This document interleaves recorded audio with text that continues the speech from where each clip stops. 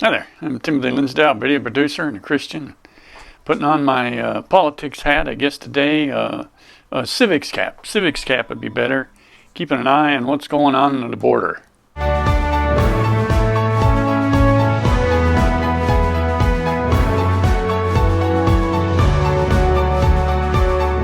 If you would you like and comment on my video, and please subscribe to support my channel. As many of you know, I live only a couple miles from the busiest border in the world down here in San Diego and across the border from Tijuana. And I can see the border fences, border walls from my house. So it's very close. But recently, the Department of Homeland Security has launched an internal investigation into a covert surveillance program that targeted U.S. citizens engaged in humanitarian work in Tijuana. According to a letter that was released, Customs and Border Protection launched Operation Secure Line in October of 2018 to investigate whether any groups of individuals orchestrated the Central American migrant caravans. And I've spoke about these caravans in the past and how the cartels seem to be attached to them. Helping, I shouldn't say helping, making a business out of it, charging all kinds of money to put these people on buses, bring them to drop-off points to come into the U.S., and it's overwhelmed the border and border system.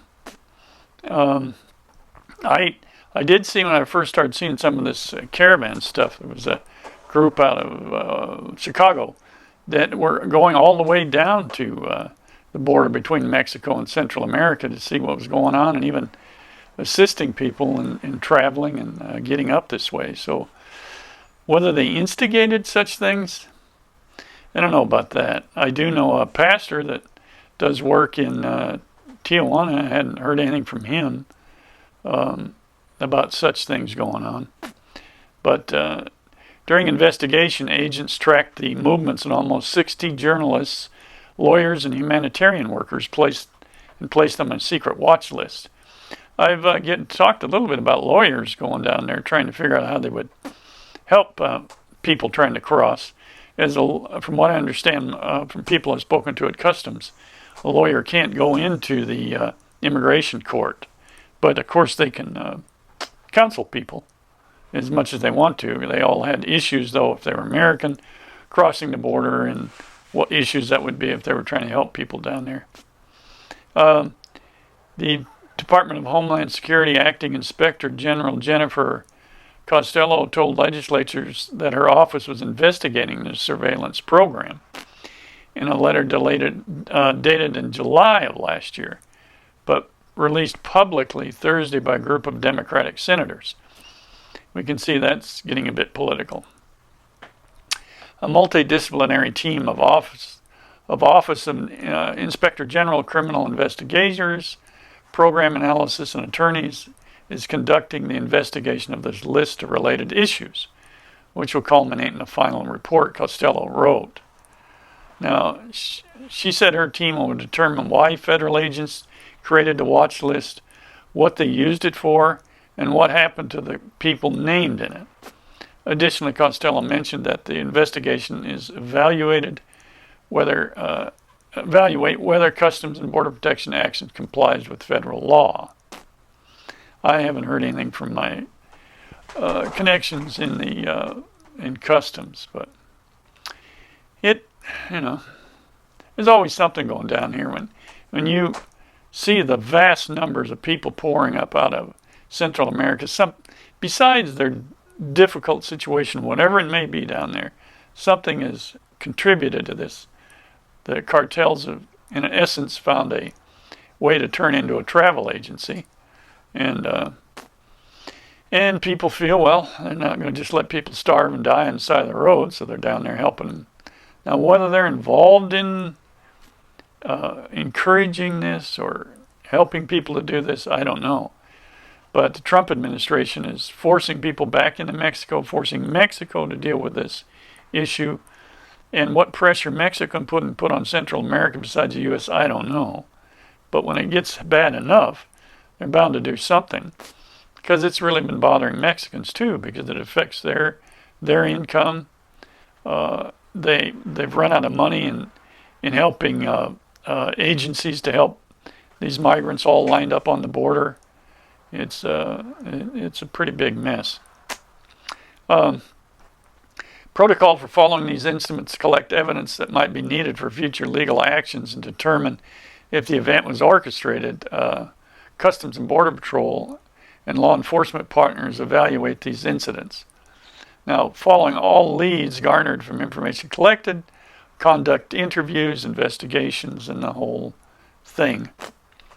They want to prevent future incidents that would cause further harm to the public, our agents, and our economy, to quote, I believe that's Costello's. In June, Amnesty International released an analysis of their surveillance program, calling it a campaign of intimidation. Well, whether it was or not, I'm sure that if you're contacted by a federal agent, it's intimidating. One must be careful what you say. From what I understand, you make a mistake in questions, it seems to be there's no other way for them to consider it but a lie. So be very careful, I think. A 44-page document accused the Department of Homeland Security of violating the Constitution by launching an unlawful, discriminatory campaign of intimidation, threats, harassment, criminal investigations. Authors of that report called on Congress to hold public hearings over the surveillance program. Now, I'm sure there's something going on all the time. I mean, from the CIA up, down. But isn't that the nature of it? These people are all charged with protecting this country, protecting the border. I had the opportunity to make a film several years ago, which you can find on Amazon, Otay Wilderness Area. I should say Otay Mountain Wilderness Area, which is very close to me here. Sits right on the border. Has had a tremendous amount of action on it over the years with immigration. Excuse me here. Things are kind of dry here today. But that mountain area, they turned into a wilderness area. It's a beautiful place. It had a lot of damage from heavy immigration when they started Operation Gatekeeper near here. When they started Operation Gatekeeper, it funneled immigrants, illegal aliens, whatever, up over that mountain. I don't mean to offend, but everybody's confused over who to call what.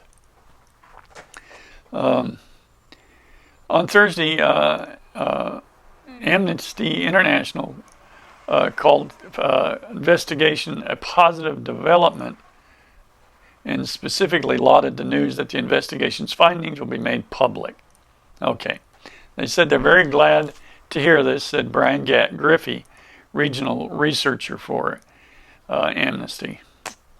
Griffey noted he has received reports of continued harassment along the border. That could be anything, couldn't it? ACLU has taken a look at this and sued the federal government over the surveillance. This will always go on. You're going to have to pay attention to what your government's doing. You hope they're doing the right thing, yes, and that they do pursue criminals and criminal activity to the fullest extent of the law. But we have to do both. We want them to be successful at defending the country, defending the law of our land. But we also want to keep an eye on them that they don't overshoot. And we hope there's fairness and objectivity and accuracy in these investigations. That's our hope. Costello's letter was made public Thursday by Senators Tom Udall of New Mexico, Elizabeth Warren, Massachusetts, Kamala Harris of California, and Richard Blumenthal of Connecticut, all Democrats. Harris and Warren are also presidential candidates. So that would be important to them because that involves much of their constituency, I suspect. But you know what? As much as we get like a squabbling family back and forth over who's right and who's wrong, we hope that division and reasons for compromise would keep our country free and safe. It's painful, but nothing like the pain would be for war or something worse. So on it goes. But there's some border news for you. Hopefully it all works out. Everything is taken care of and done properly. That's our best hope. So either way, like and comment on my videos, subscribe to support my channel, and just get out there and make it a great day.